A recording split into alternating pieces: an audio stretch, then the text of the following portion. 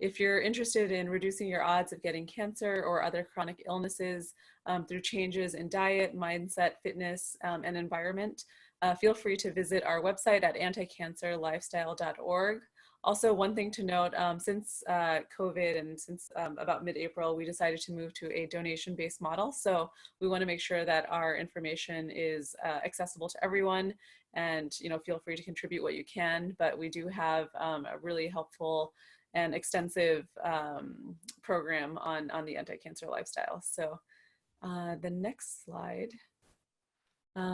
So the next slide is just introduction. So I just want to quickly introduce myself. So my name is Seema Tucker, and I am the Marketing and Development Director here at Anti-Cancer Lifestyle Program.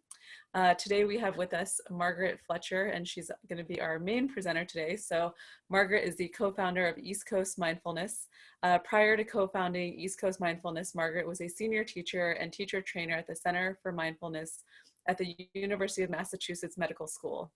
Her focus there was to study, teach, and train professionals in mindfulness-based stress reduction. Margaret was previously a guiding teacher for White Mountain Sangha, a meditation community in New Hampshire. She has developed programs and courses for nonprofits, corporations, churches, city and state governments, hospitals, schools, and universities. Margaret has been helping people to come alive through mindfulness for almost 20 years. So I'm going to go ahead and officially pass it off to Margaret.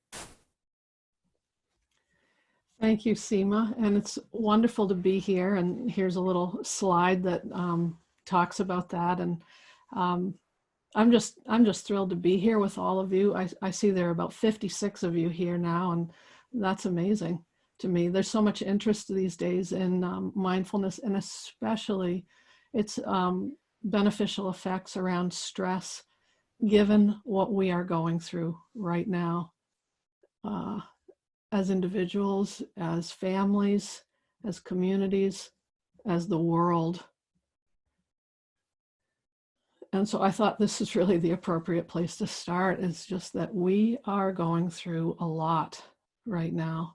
And it doesn't necessarily mean that it's all bad, difficult. Certainly it's challenging. There might be actually some new things in your life that are turning out to be beneficial, and still all of this newness can be a lot on us. And so there's stress. There is stress. So I want to speak a little bit about mindfulness, just what it is and how it might be beneficial to us. And then we'll do some practice together.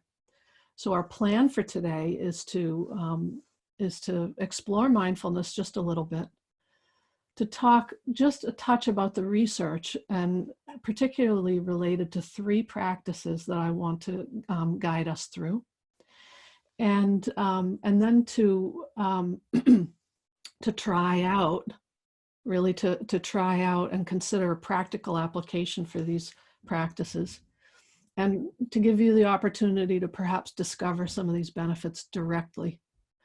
And finally, I'll talk about some resources that we can use to continue if you're interested in exploring mindfulness more. So what is mindfulness? Of course, it's a word you might have seen in headlines. A lot of research is driving interest in lots of different media to consider mindfulness. Here's how I want us to think about it for today. First of all, this is something that we've all been born with.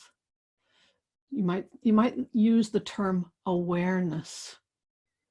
And of course, you know something about awareness. It's not mysterious. If you look around, you can be aware of what you're seeing. You look here, you look there, you're aware of different things, colors, textures, distance. We can be aware of a lot of things. We can be aware inside our own bodies, like, I'm hungry, I feel that, I'm aware of it. So we've all been born with some human capacity for knowing. And it's also, in a way, we use mindfulness as a placeholder for a way of being aware that's different than our usual maybe rush, push, pressure, or maybe our typical lost in thought, kind of somewhat aware of what's happening around, but also really kind of caught up in thoughts about the past or the future that's not here. So it's about being right here and now. And it's a way of feeling awake and attuned to what's happening around me and within me. So this awareness, we also practice some qualities around it that help us to encourage more awareness. Non-judgmental, curious, interested, inclusive of all kinds of things that are happening inside us and around us, a kind of inclusive awareness. That mindfulness goes beyond myself as an individual. I can be aware of what's happening with you and what's happening between us. So it's relational, and we can recognize our interconnectedness, the way that we are affecting each other, and how we want to be about that. So this is all like what we were born with and what we have. And then there's like something that gets in the way of our really being fully here and now. So we can also use the term mindfulness to represent a set of practical means that we use to achieve some more awareness, some more recognition of what's here and what's between us, and feeling a little less lost in the past or the future, or something that's not in the here and now. And these formal means are different kinds of formal meditation, and also some ways of just cultivating more awareness as we're going about the aspects of our life. So today we're going to practice 3 formal practices, and they'll involve sitting and breathing. So I've said a lot, and you saw a lot of words on that last screen, but how about if we consider the words of a famous teacher? His name's Ram Dass. This is the title of a book that he wrote, Be Here Now. Can we, in some sense, be here for ourselves and in the here and the now? Can we do that? And is there some benefit? Maybe you've hung out with an expert in mindfulness who looked like this. And look at the interest in that toe. Look at the focus. And it's like it's brand new. Everything feels brand new to this expert. And there's something powerful about the willingness to appreciate, or at least encounter, each moment freshly. Because we've never had this moment before, and we never will have it again. So how about if we adopt this kind of level of expertise? And why would we do this? Because, as I've mentioned, it takes some practice, it takes some engaging. So why would we do this? There's a lot of research around the benefits of practicing mindfulness. And in the Anticancer lifestyle program, we call the module that's all around these benefits the mindset module. So I want to put a plug in for the Anticancer lifestyle program with its particular mindset module that goes into depth in a lot of ways around the matters that we'll talk about briefly today. So for instance, some physical benefits, awareness of body signals, and that we can respond better to ourselves if we can read what's happening. We might be able to release some tension that we find that's really not needed for the current activity. We can build a relationship with the quality of our breathing and find a way to modulate that. And that connection with breathing leads us to connection with modulating lots of other systems and aspects of our own being. It's very powerful. And there's a lot of evidence around the physiological benefits of practicing in this way that point to improved function in our immune systems, gastrointestinal, endocrine system, brain function, reducing inflammation. So these are really powerful effects. And then there's the psychological and behavioral effects that we'd like. So you might be hoping, maybe I could feel a little more calm through such a practice. I could feel grounded, settled, present, able to engage in my life without feeling so anxious or so caught up. And I can know myself better, consider, find some new options for coping with the conditions that are around me that I can't change, and just adopt some more healthful ways of being for myself. So these are some of the opportunities. And we, as I mentioned, we'll try on 3 practices today, and these are coming from my students. So I teach a very well-known course called Mindfulness-Based Stress Reduction, as Seema mentioned. And so I have a lot of people coming to me and describing their initial experience and what they're looking for. And so I thought I would base this around some things that my students commonly say to me, and maybe these will be familiar to you. And in this time of COVID-19, it's hard for me to imagine someone who's not experiencing some difficult emotions. And sometimes it feels like they're all at once. There's a lot going on inside my mind, inside my body. I feel anxious, I feel afraid. See, these are difficult.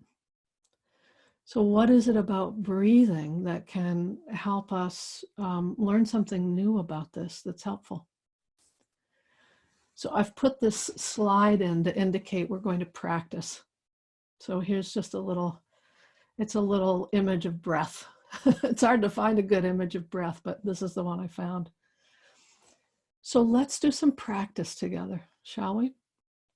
And so just making yourself as comfortable as you can. I'm going to adjust my posture just a little bit so that I can feel myself upright and that my breath has space to move in my chest and in my belly. And then if you like, you can find a neutral place to rest your gaze in front of you, just letting go for right now of the visual environment. If you like, you can close your eyes. And this awareness that I spoke about earlier, noticing that we can collect it and point our attention to a particular aspect. And today we're going to work with breathing. And this isn't about managing your breath right now. It's not about manipulating it or deepening it or anything like that. It's just noticing that you're alive. And so the breath is here. Breathing's always taking care of itself. See if you can just discover in this moment the sensations of breathing.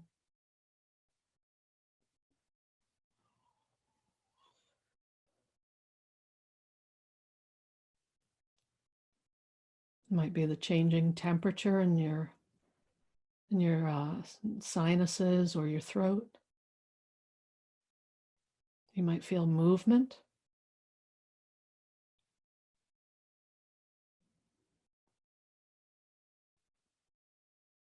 In your chest or belly.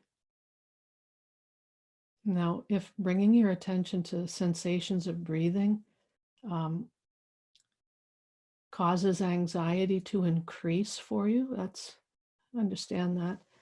And so what you might do is just take a hand and place it on your belly or your chest. And just give yourself a kind of comforting touch.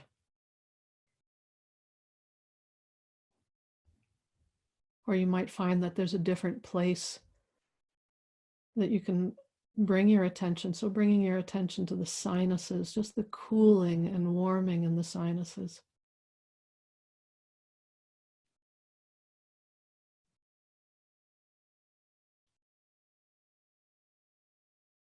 So with this awareness of breathing, we're connecting with the physical sensations, our own physiology of breath.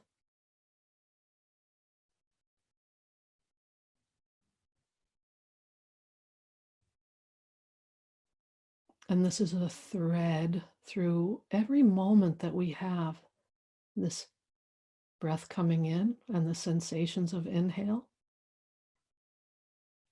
A little moment of pause and turn, and the sensations of breath leaving. Exhale. And then perhaps a little pause. And just, you can simply wait and notice here comes another inhale. You don't have to do anything to make it happen. So we might rest back like you might if you went out into a forest, knowing if you tromped out there and tried hard to find a squirrel or a chipmunk or a deer, that they would all get away. They wouldn't stay near. But if you just sat very patiently and waited, they would come near.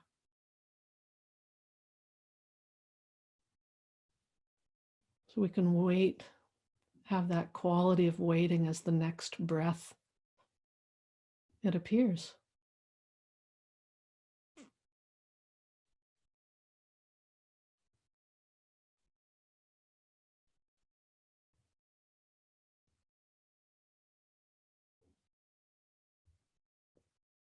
And attending breath by breath.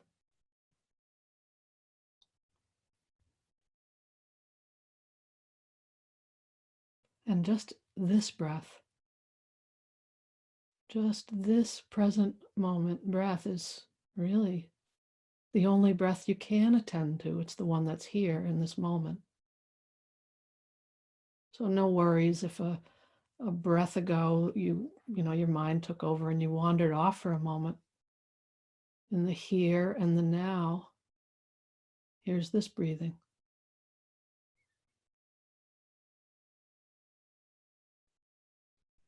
This exhale, this little pause, and then the very beginning of this inhale.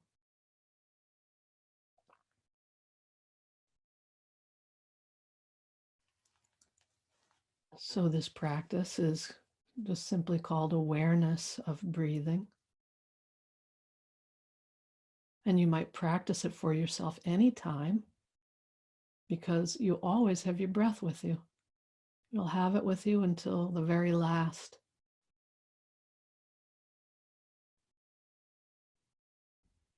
And of course, if it's causing difficulty to try to hold attention to breathing, more difficulty than it feels right for you to engage with right now, of course, just drop away from awareness of breathing, and you might turn your attention to the sensations of texture under your hands, or the feeling of being supported by the chair, the pressure on the backs of the legs and buttocks, something that feels steadying.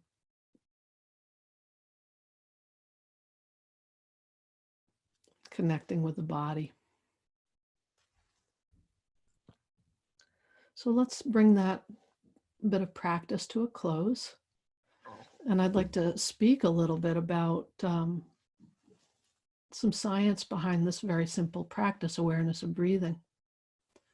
So here's an image of brain, and breathing is taken care of at a very deep level in our brain, meaning it's wired into us so that we'll keep breathing even if we're asleep or in a, unconscious. And it's with us from the very moment we're born, when we don't know how to do much, but our system knows to breathe. So deep down in the brainstem. So the next layer up in the brain is something called the middle brain, and we can find a part of the brain called the amygdala. And this is a kind of emotion detector. And it's in the midbrain. It developed, and most mammals have it, even if they're not highly developed, because we need to be able to check our environment to see, are things okay? Or is there a little bit of something to be concerned about, and do I need to attend to that? So it's a very important part of our brain. And we also see in this photo on the very outside, it's called the cortex, the the very human part of our brain, the highest functioning area. So when we are practicing awareness of breathing, we are connecting the early brain, that's sometimes called the lizard brain, to the midbrain, where we're checking emotion detector, threat detector, emotion sensitivity, to this very most intelligent part of our brain, where we have our emotional intelligence and our capacity to consciously engage to shift how things are for us, even how we're behaving and thinking. When we're practicing awareness of breathing, we're connecting these parts up. And there's a researcher at the University of Munich, his name is Anselm Dahl, and he did some research on this that showed that he could show the actual brain connectivity of the emotion regulation networks in the brain getting connected up with the more emotional, intelligent, and strategic thinking in the brain. So we're laying down a new network that helps us stay connected with our breath. Where are we at emotionally, and what do we want to do about that? So how is that for power out of this very simple practice of just turning our attention to feeling the breath and practicing a little bit every day, this connecting my mind and my body together? How is that for some power? So we've just practiced this awareness of breathing. Let's move to another statement from one of my students. I can't meditate. My mind is too busy. I've heard so many people say that over the years. And you know, we have powerful brains. They're smart, they're intelligent, they're trained to be busy, actually. You're reinforced to have a mind that is active and engaged at work, perhaps, or you're struck by your family for having a strong mind.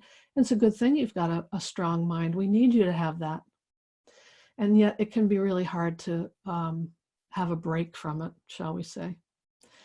And when people tell me I can't meditate, my mind is too busy, what I actually hear them telling me is at my baseline, like as I'm beginning to try out this meditation thing, what I'm finding out is my mind is really busy.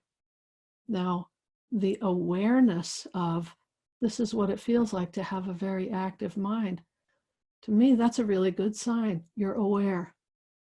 And now we might use some different strategies or practices to give you the chance to feel what it's like to have a mind that's less busy, and how you might even be able to cultivate that for yourself.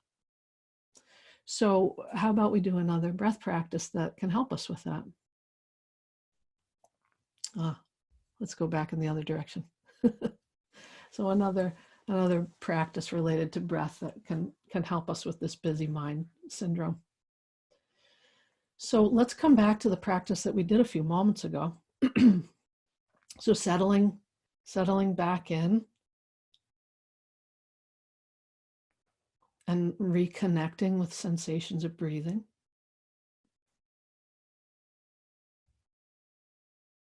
And again, just the natural breath that's right here.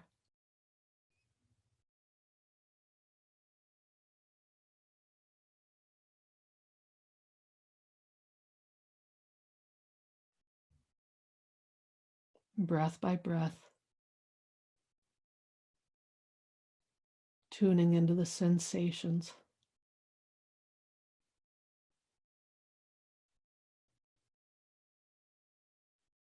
And there may be other phenomena, other things happening around you, maybe other parts of your body or sounds happening. And just now we're setting aside, taking some time to set all of that aside best we can, and gather our attention into this breath, breath by breath.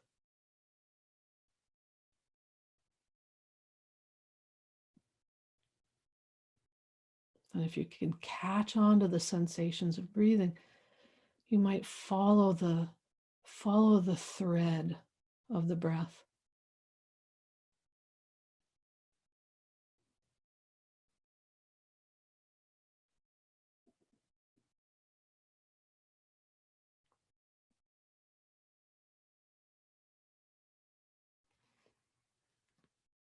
And you might be able to string even 2 whole breaths together. And then something happens, and maybe a little bit of time later, you recognize your attention has gone into thinking. So here's that active mind.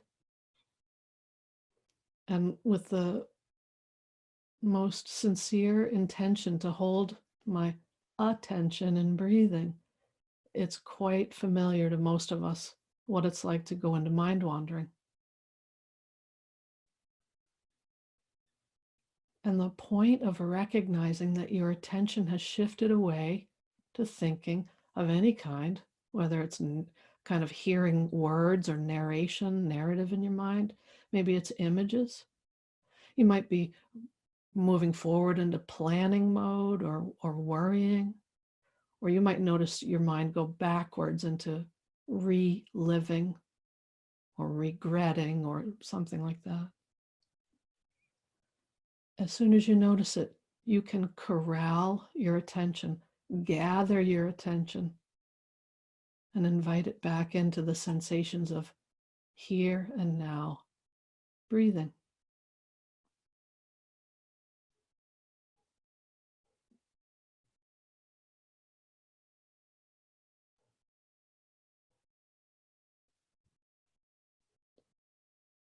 So now we've got a couple of things we're doing. Attending to breathing and staying with it as best we can.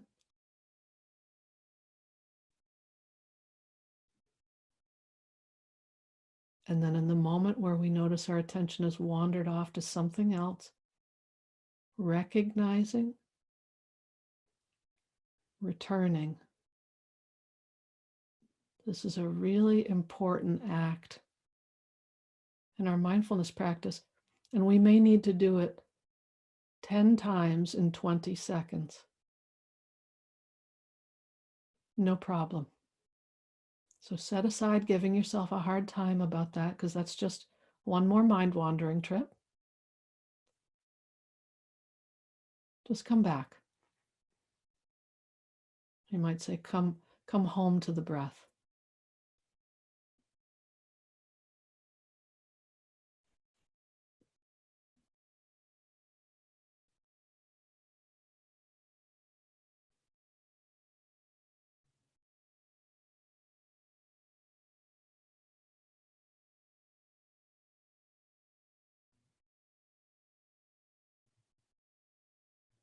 Awareness of breathing, and any moments of wandering, recognize, we might say disengage, and return to breathing. It's a very powerful sequence.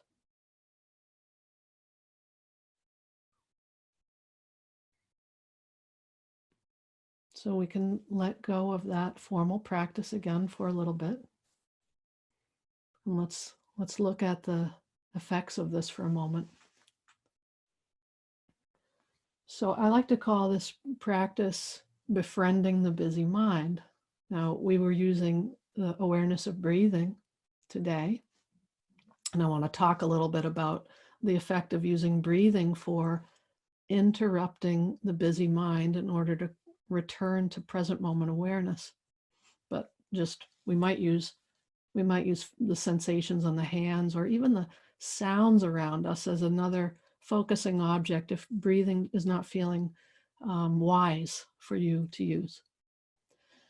And so one thing that we've done here is we've focused our attention. We've just like gathered our attention, set aside lots of things we could pay attention to, but right now we've gathered it to focus. And so we're shifting from whatever we might generally be doing with our attention, and we're shifting to breathing. So in a way, we're giving ourselves a present moment focus point. And we could even say a distraction. We use all kinds of distractions, like you might use Netflix, you might use, scrolling through social media, who knows? But how about using the power of connecting the mind and the body? It's really not at all a distraction. It's actually a very powerful act you're doing for yourself. But if your mind is very busy, it might feel like I could really use a place to just set my attention. And we're using the breath in that way. So we're shifting. We're shifting away from being lost in content and coming back to the here and the now through breathing. In doing that, we decenter from whatever we might have been spinning on. And I'll use the term rumination.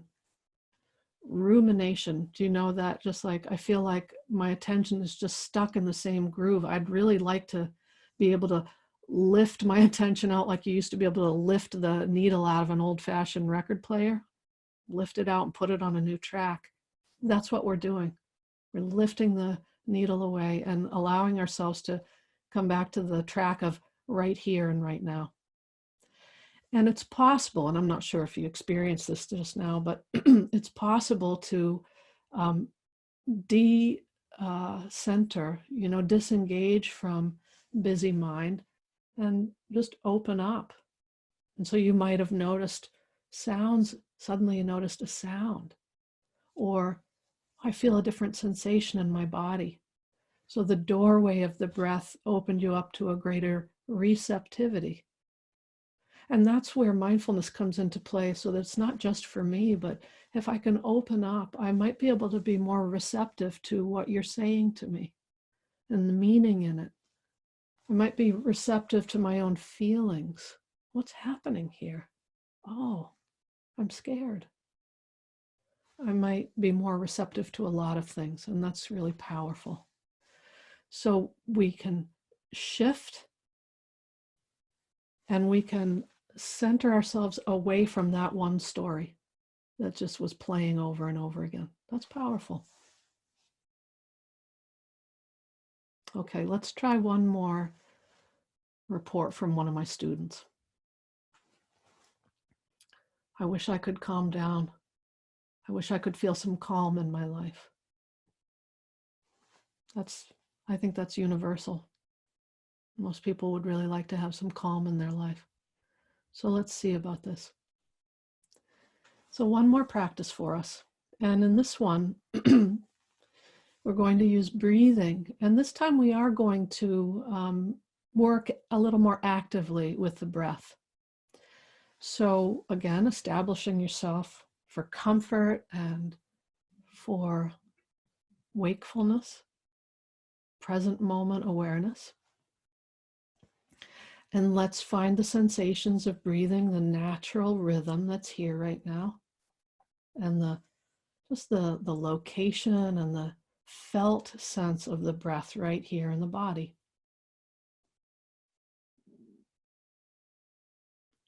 And you might touch in also with your own mindset right now,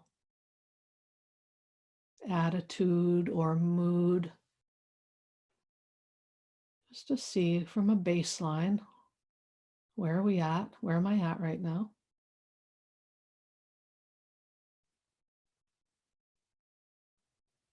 And feeling the body and the mind and the heart and this breathing.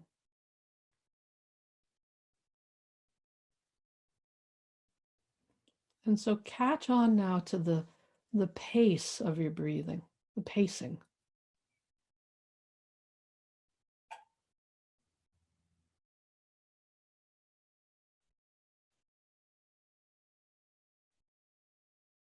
And you might notice that, there's some kind of balance going on here, a certain length of inhale and length of exhale. You might even find somehow a way of counting. Like this feels like like 3 on the inhale and 3 on the exhale.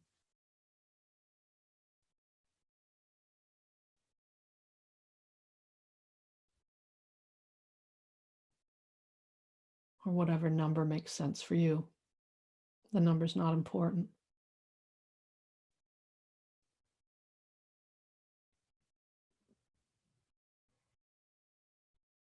And so what we'll do now with this breath is just let the exhale stretch out a little bit longer.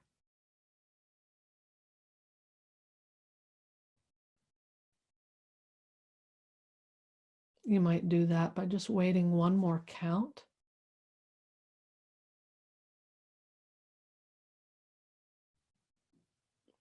Or you might lengthen your exhale by hanging out in the pause at the end. Just hanging out and relaxing and waiting for the next inhale to begin by itself. You're not trying to force anything.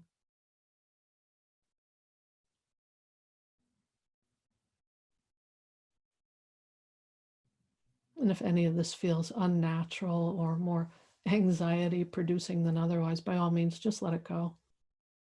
You could try it another time.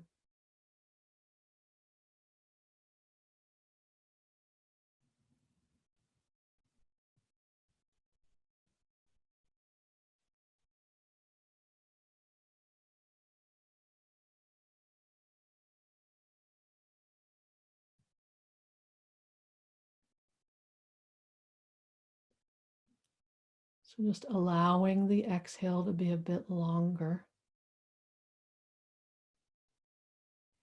in a comfortable way for you.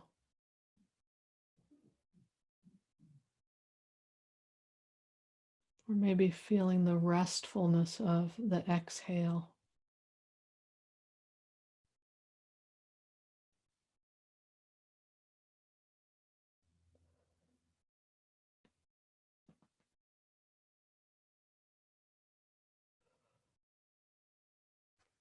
Or if you like, you might even audibly exhale. And we all know this bit. It's very human.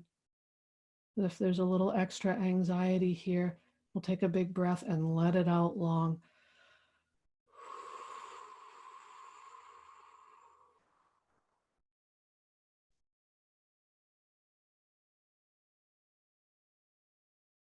And in that moment, we're connecting with our own physiology. This is something we're very familiar with. Even if you're not conscious of it, you've done this. We all have. We're connecting with an aspect of our physiology that I'll speak about in a moment. But maybe you could notice something about your own physiology right now.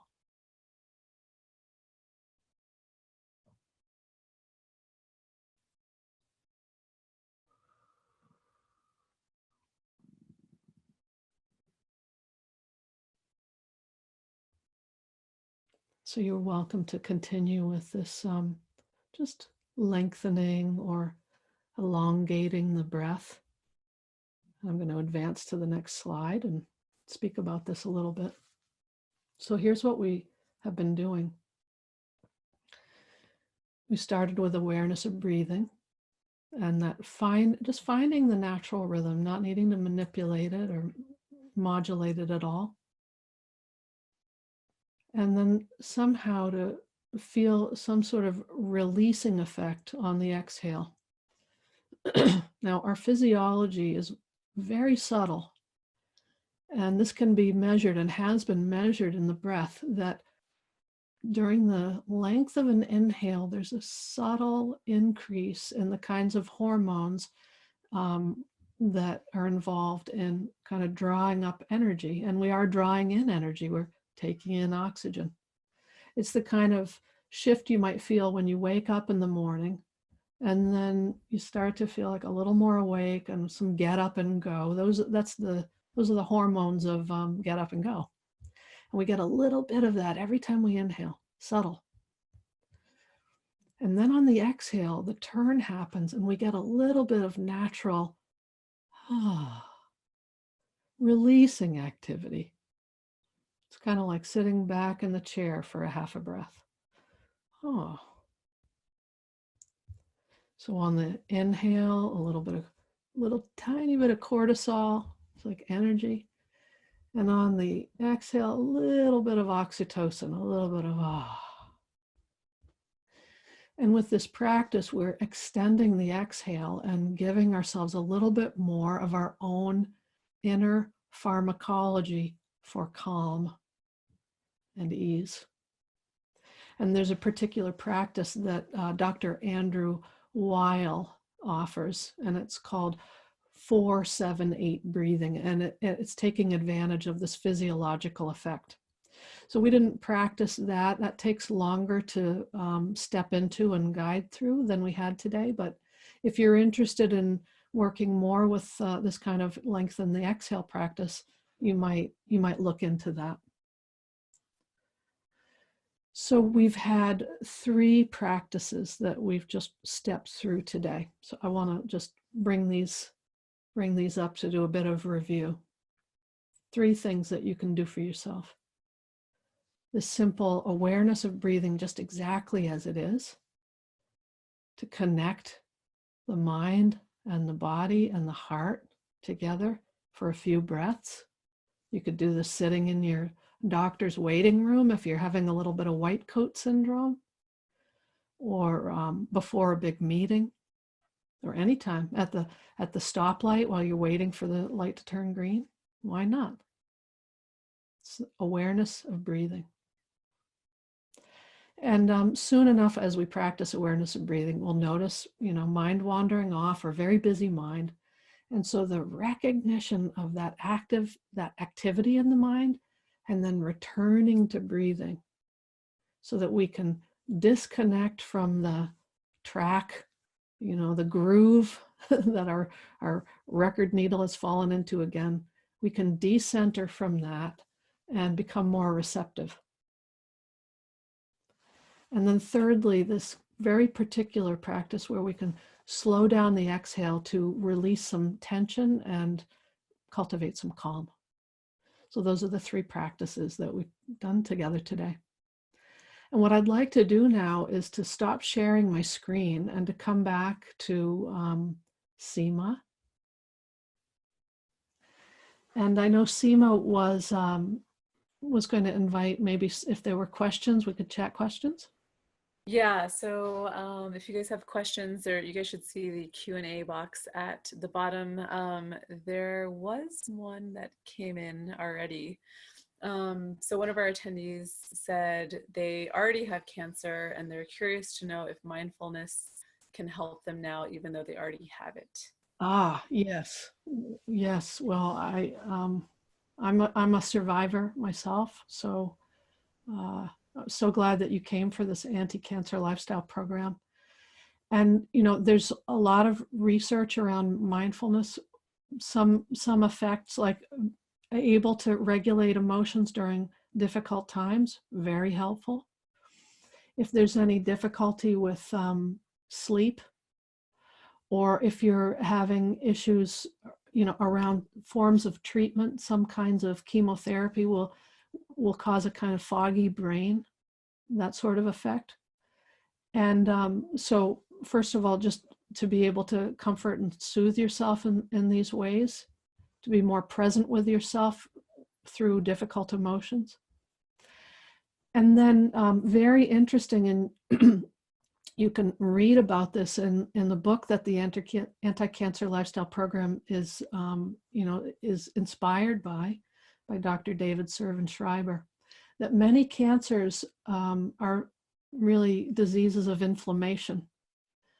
And mindfulness has been shown to reduce inflammatory effects in the physiology. So the fact that we have brought mindfulness into the mindset module for a physiological as well as a psychological behavioral intervention tells you something. And you can read more about those kinds of physiological effects in that important book, Anti-Cancer Living. Thank you. One thing I forgot to mention when I made your introduction to everyone here is that you do lead the mindfulness segment in the Anti-Cancer Lifestyle course, just so everybody knows. Okay, so we have another question here. Thank you for being here. Can you go back to the exhale and release of cortisol? Yes. So, Seema, maybe you and I can just talk about this for a second. Do you know that behavior, that automatic response that you have when things are really tough, it might be like, is that familiar? Yeah, definitely. Yeah, right? We all know to do things for ourselves, and this one might feel really familiar. And we could try it together right now. So we could do this deliberately. Just even let your shoulders come up towards the ears. It's like you can feel a little bit of tightness and tension. And then,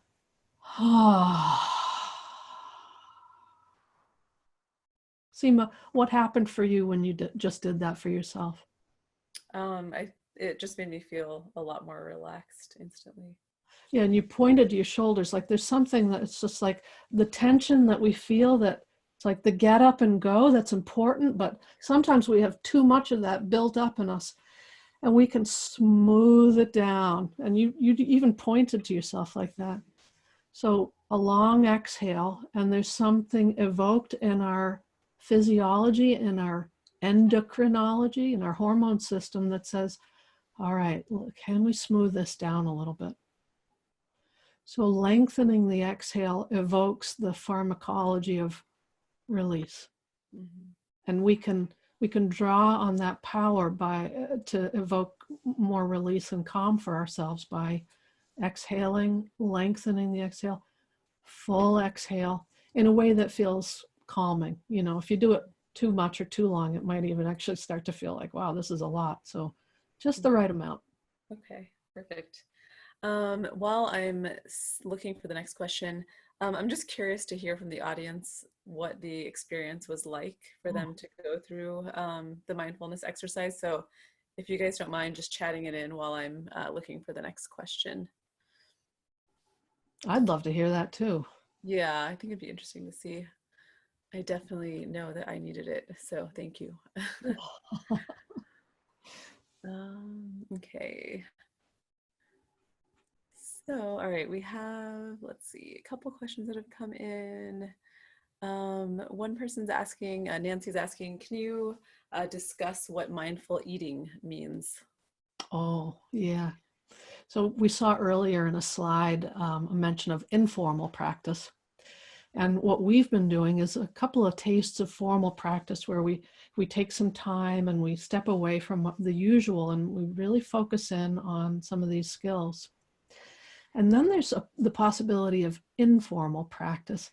And that's where we're taking our skill of mindfulness with us throughout our days and activities and our interactions, and bringing the same wish to be present and to discover something about how I want to be here right in the moment by moment of our own lives. One of the activities that we have to do every day is eat, right? So we got to eat. Why not do it mindfully? And just like we were attending, like gathering our attention into breathing, really being with the breath, wouldn't it be interesting if we have to eat anyway, to really bring our attention there? We might be able to taste our food. What? We might be able to feel the sensations of swallowing, smells, the sounds of crunching inside our own mouths, and then the feeling of this is coming in as nourishment into my body, and like the feeling of, oh, my stomach, that kind of thank you feeling, like, oh, I was hungry. Thank you. And yeah, that feels good. And okay, that's enough. And that's too much. We might actually tune into all of that if we were to decide to take up eating as a mindfulness practice. And why not? You don't have to make any extra time for it because you have to do it anyway.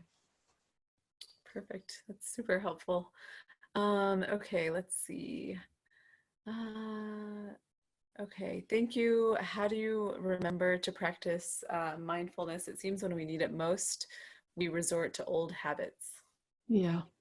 Yeah, and particularly, the title of this program is in the time of COVID. So when we're in a more heightened period of stress, and this is true for all of us because we'll go through heightened periods as individuals. Right now, it seems like we're going through a collective heightened period. When we're going through a more heightened period, we're more likely to drop back into habit. So I learned this from an ER doctor who said, We train and train and train, because when we're in high stress, we're going to drop. We're not going to rise to the level of our highest intentions. We're going to drop down to our level of habit.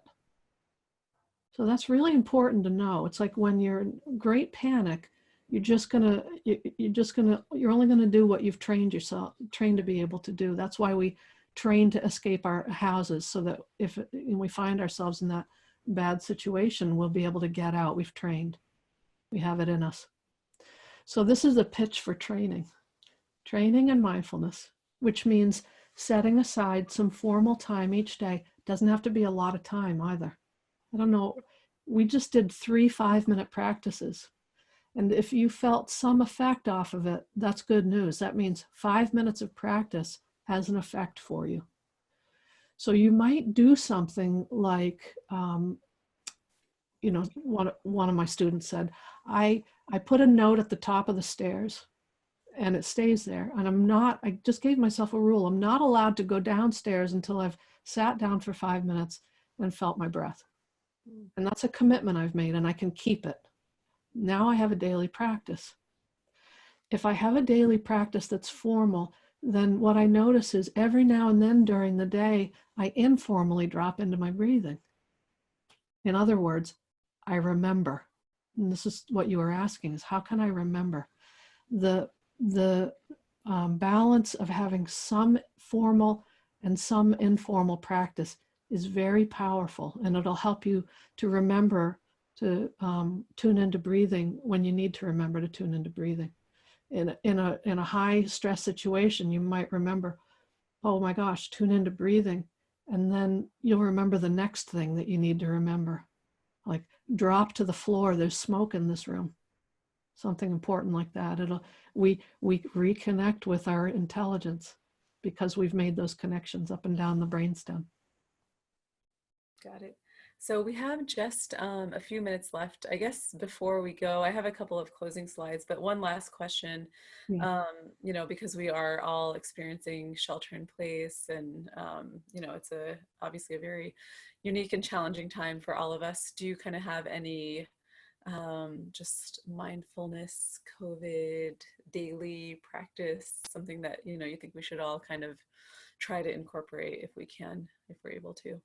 Yeah. So right now you and I are on Zoom together, and these folks are too, but we're actually able to look at each other, Seema. And so you might be having to spend more time on the computer than you wished. And it's also a lifeline for a lot of us. Mm-hmm. So we could use awareness of vision and breath, and just pause and take each other in. And because usually we're just sort of flying around, flying through our moments. What if we just like breathed and smiled and felt something together? Mm-hmm. And that might even be grief or fear. And there's something about saying we're not in this alone. Mm-hmm. We can use this means right here. So I'd say take the time, if you're finding extra time, take some time to stay with your breath for a few minutes a day. And if you find yourself suddenly on a lot more Zoom calls, breathe with the other person for a couple of breaths. Perfect. Thank you. Excellent. All right. So if you don't mind pulling up the slides, one for the last section. So before we go, I just want to remind everyone, if you are interested, we do have the mindset module, which is available, and Margaret is the teacher on that. So you can go to anticancerlifestyle.org. Again, it is donation based. So if you want to learn more, just visit the URL. And diet is one of the modules, and I'm sorry, mindset is one of the modules, and we also have diet, fitness, and environment. And then I think the second URL here is directly related to Margaret's company. So I'll let you talk about that a little bit if you want to. Sure thing, Seema. Every week we have a free weekly worldwide sit. It's at 12:10 Eastern every Thursday. And you can find more information about how to register for that at eastcoastmindfulness.com. It's called the Worldwide Sit, and we'd love to have you join us each week for that. Okay, perfect. And then I think if you want to maybe speak to some of these apps, I don't. Yeah, so for some folks, they found a doorway into learning more about mindfulness through some of these apps. I imagine some of you have already tried them out. So check some of these out, download it on your phone, get some more guidance on mindfulness practice. You might find one of these really speaks to you. And if you have any follow-up comments or questions for me, I would love to hear from any of you. And you can find me at eastcoastmindfulness.com, my email address, margaret@eastcoastmindfulness.com. And I'm so grateful that you were all here and that we got to practice together. Thank you so much. All right, and I think there's a couple slides at the end. I don't know if you mind pulling it back up. Sorry. I'm sorry. Yeah, Yeah, it's let me go okay. back. Yeah. I'll just close it out with a couple of last points. So we did the Q&A, and then again here is the URL if you're interested in our course. And on the next slide, we have, I believe, the slide after this is our upcoming webinar. So we have one more webinar happening. I guess it didn't make it into this, but we do have another webinar coming up in June. So if y'all are interested, we'll post the information on our site, and then also we'll be sending an email out if you have subscribed to our email list. All right, thank you everyone. It is 11 o'clock, and thank you again, Margaret. That was very, very much needed, I think, for a lot of us. So we super appreciate you taking the time to do this. And to everyone who attended, thank you for spending this hour with us, and we'll be sending out the recording once the webinar is over. Thanks so much, Seema. Great to be here. Goodbye, everybody.